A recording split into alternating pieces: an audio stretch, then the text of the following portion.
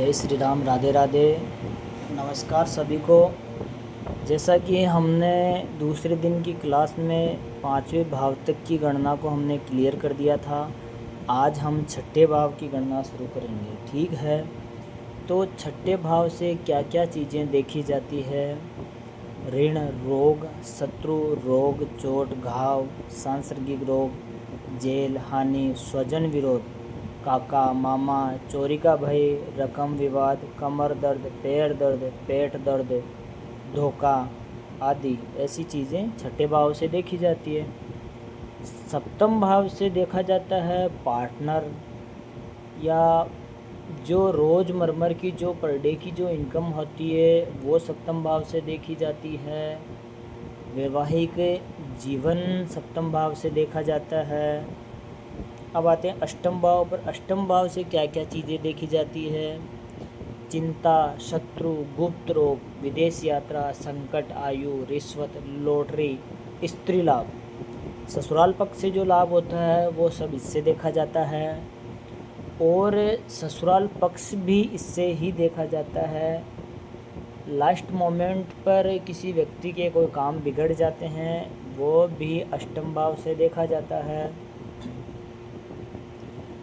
किसी कुत्ते का काटना ये भी अष्टम भाव से देखा जाता है।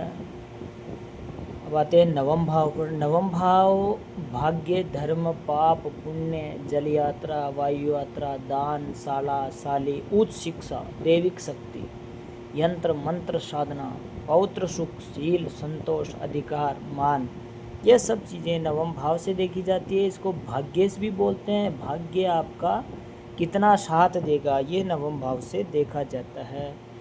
10वें भाव से रोजगार देखा जाता है। अच्छा, नवम भाव से पिता के बारे में भी देखा जाता है और 10वें भाव से भी पिता के बारे में देखा जाता है।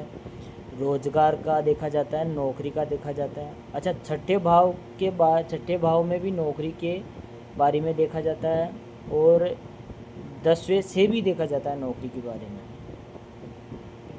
अब आते हैं एकादश भाव पर। संपूर्ण धन आगमन, जितना भी धन आएगा वो सब एकादश से देखा जाता है। संपूर्ण धन आगमन, मित्र सुख, ज्येष्ठ भ्राता, बड़ा भाई, ज्येष्ठ भ्राता, जमाई, समाज में श्रेष्ठता, वाहन सवारी का लाभ, सुख, प्रॉपर्टी योग, मेल मिलाप क्रिया, यह सब एकादश भाव से देखा जाता है। द्वादश भाव से देखा जाता है व्यय, मोक्ष, हानि, विदेश अस्पताल में भर्ती या खर्चे बहुत ज़्यादा, नींद में दिक्कत, चिंता, ये सब चीज़ें द्वादश भाव से देखी जाती हैं। तो आज हमने ये 6 से लेकर 12 तक का टॉपिक क्लियर कर दिया है। आप इसको रिवीजन कीजिए, आगे से आगे स्टडी कीजिए इसके ऊपर, और हम अगली क्लास में अगली क्लास में हम आपको जो पढ़ाएंगे वो राशियों का स्वरूप और राशियों के बारे में हम आपको पढ़ाएंगे कि किस प्रकार की राशि का क्या होता है, क्या नहीं होता है, कौन सा उसका नक्षत्र होता है, उसके बारे में हम आगे पढ़ाएंगे। जय श्री राम, राधे राधे सभी को।